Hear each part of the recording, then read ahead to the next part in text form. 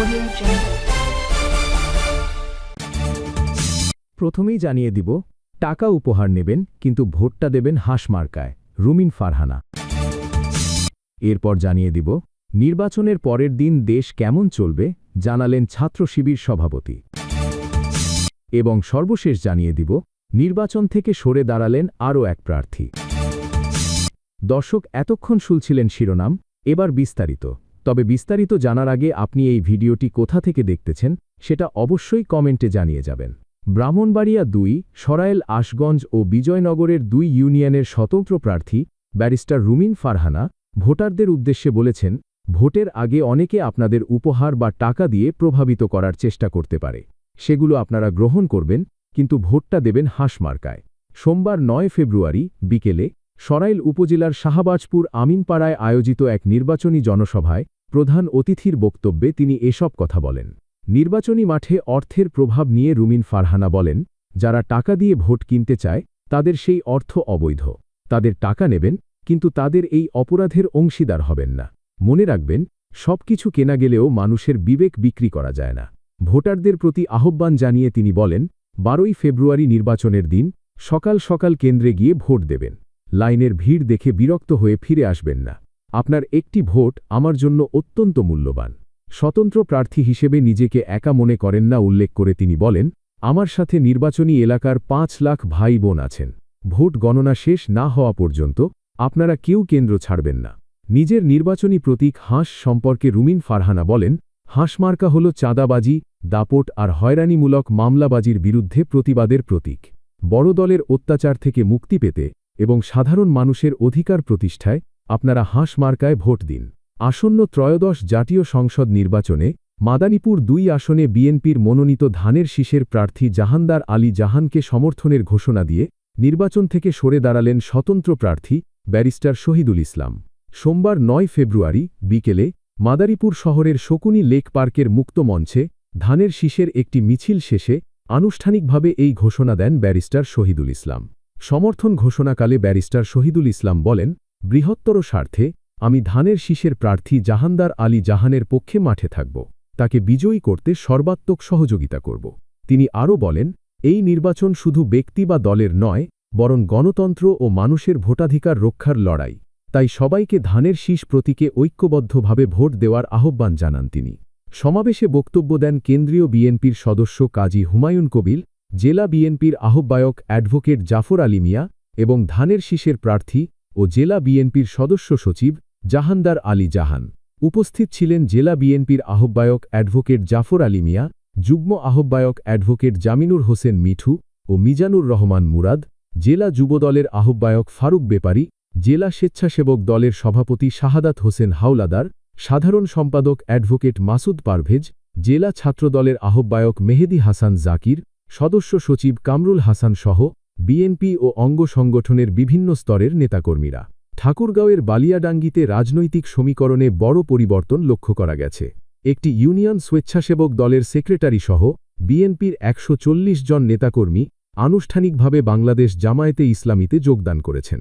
সোমবার সন্ধ্যায় বালিয়াডাঙ্গি উপজেলার লাহিড়ীতে আয়োজিত এক জনসভায় তারা আনুষ্ঠানিকভাবে এই দল বদল করেন। জানা গেছে, বালিয়াডাঙ্গি উপজেলার ১ নং পাড়িয়া ইউনিয়ন স্বেচ্ছাসেবক দলের সাধারণ সম্পাদকের নেতৃত্বে বিএনপির একটি বড় অংশ জামায়াতে ইসলামীতে যোগদানের সিদ্ধান্ত নেয়। লাহিড়ীতে আয়োজিত নির্বাচনী জনসভায় জামায়াতে ইসলামীর নেতারা তাদের ফুল দিয়ে বরণ করে নেন। যোগদানকারীদের স্বাগত জানান ঠাকুরগাঁও ২ আসনে জামায়াত মনোনীত সংসদ সদস্য পদ প্রার্থী মাওলানা আব্দুল হাকিম। জামায়াতে যোগদানকারী নেতাকর্মীরা জানান, দেশ ও জাতির কল্যাণে ইসলামী আদর্শভিত্তিক রাজনীতিকে শক্তিশালী করার লক্ষ্যেই তারা এই সিদ্ধান্ত নিয়েছেন। তারা বিশ্বাস করেন, বর্তমান রাজনৈতিক প্রেক্ষাপটে জামায়াতে ইসলামীর আদর্শই দেশের মানুষের অধিকার আদায়ে কার্যকর ভূমিকা রাখতে পারবে। নতুন যোগদানকারীরা আগামী দিনে দলীয় কর্মসূচি আরও গতিশীল করতে সক্রিয়ভাবে কাজ করবেন। আসন্ন জাতীয় সংসদ নির্বাচনকে কেন্দ্র করে ঠাকুরগাঁওয়ের বালিয়াডাঙ্গি সহ পাশের এলাকাগুলোতে রাজনৈতিক তৎপরতা এখন তুঙ্গে। এমন সময়ে বিএনপির নেতাকর্মীদের দলত্যাগ এবং জামায়াতে যোগদানের বিষয়টি ওই এলাকায় বেশ আলোচনার সৃষ্টি করেছে। জনগণের ভোটে নির্বাচিত হয়ে ক্ষমতায় গেলে আল্লাহর নির্দেশে ন্যায় বিচার প্রতিষ্ঠার অঙ্গীকার ব্যক্ত করেছেন বাংলাদেশ জামায়াতে ইসলামীর আমির ডাক্তার শফিকুর রহমান। একই সঙ্গে নারীর ক্ষমতায়নের লক্ষ্যে নেতৃত্বের মূল ধারায় তাদের আনা হবে বলেও জানান জামায়াত আমির। গতকাল সন্ধ্যায় বাংলাদেশ টেলিভিশনের মাধ্যমে জাতির উদ্দেশ্যে দেওয়া ভাষণে তিনি শুরুতে বলেন, রাষ্ট্রীয় দায়িত্ব হচ্ছে আমানত, সেটি কোনো উপভোগের বিষয় নয়। সর্বাবস্থায় আমরা স্মরণে রাখব, আমরা প্রত্যেকে দায়িত্বশীল এবং আমাদের দায়িত্বের ব্যাপারে জিজ্ঞাসাবাদ করা হবে। আমরা হজরত ওমরের সেই বিখ্যাত উক্তি ও দায়িত্বশীলতা মনে রাখব, ফোরাতের তীরে একটি কুকুর না খেয়ে মরে গেলেও আমি ওমর দায়ী থাকব। আল্লাহর নির্দেশ অনুসারে আমরা ন্যায় বিচার প্রতিষ্ঠায় অঙ্গীকারবদ্ধ থাকব ইনশাআল্লাহ, বলেও মন্তব্য করেন শফিকুর রহমান। জামায়াত আমির আরও বলেন, গতানুগতিক রাজনৈতিক ভাষণ দিতে নয়, আজ আমি একেবারে মনের ভেতরের কিছু কথা বলতে চাই, যে কথাগুলো একজন জেন জি, একজন যুবক আর আমাদের প্রজন্ম সবার সঙ্গে সম্পৃক্ত। একজন মুসলমানের জন্য যেমন, তেমনি আমাদের দেশের অন্য ধর্মের ভাইবোনদের জন্য। আমি জুলাইয়ের শহীদদের রুহের মাগফিরাত কামনা করছি, সেই সঙ্গে মহান মুক্তিযুদ্ধের শহীদদেরও গভীর শ্রদ্ধাভরে স্মরণ করছি। জুলাইয়ের রক্তক্ষয়ী সংগ্রামে আহতদের দ্রুত আরোগ্য ও সুস্থতা কামনা করছি। তিনি বলেন, আমরা জুলাই আর চাই না, আমরা চাই এমন বাংলাদেশ যেখানে আর কোনো দিন জনগণকে রাস্তায় নামতে না হয়।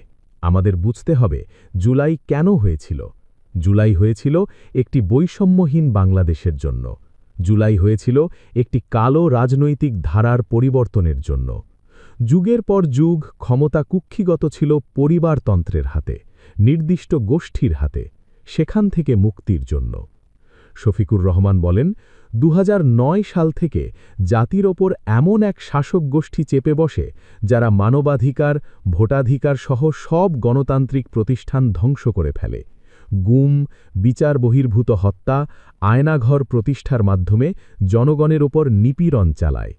২০১৪, ২০১৮ ও ২০২৪ পরপর ৩টি জাতীয় নির্বাচন নামে তামাশার মাধ্যমে আমাদের ভোটাধিকার থেকে বঞ্চিত রাখা হয়। এসব নিপীড়ন ও অধিকার ফিরে পাওয়ার জন্যই এসেছিল রক্তাক্ত জুলাই। আমাদের তরুণরা এখন একটা নতুন দেশ দেখতে চায়, যে দেশকে তারা গর্ব করে বলতে পারবে নতুন বাংলাদেশ, বাংলাদেশ 2.0। তিনি বলেন, রাষ্ট্রের বিভিন্ন খাত ও প্রতিষ্ঠানের কাঠামোগত সংস্কার এখন সময়ের দাবি। এই সংস্কার প্রক্রিয়া জারি রাখা সহ সংস্কার নিশ্চিত করার জন্য জাতীয় সংসদ নির্বাচনের পাশাপাশি গণভোটের আয়োজন করা হচ্ছে। এই গণভোটে হ্যাঁর পক্ষে ভোট চাই। তিনি বলেন, নতুন বাংলাদেশে আমাদের পরিকল্পনা, কর্মসূচি ও অঙ্গীকার স্পষ্ট করার চেষ্টা করেছি। বাংলাদেশে আমরাই প্রথম পলিসি সামিটের মাধ্যমে রাষ্ট্র পরিচালনার নীতিকৌশল জনগণের সামনে তুলে ধরেছি। আমাদের নির্বাচনী ইশতেহারে এর প্রতিফলন রয়েছে। এই প্রক্রিয়ায় দেশের এবং প্রবাসী বিশেষজ্ঞরা অবদান রেখেছেন।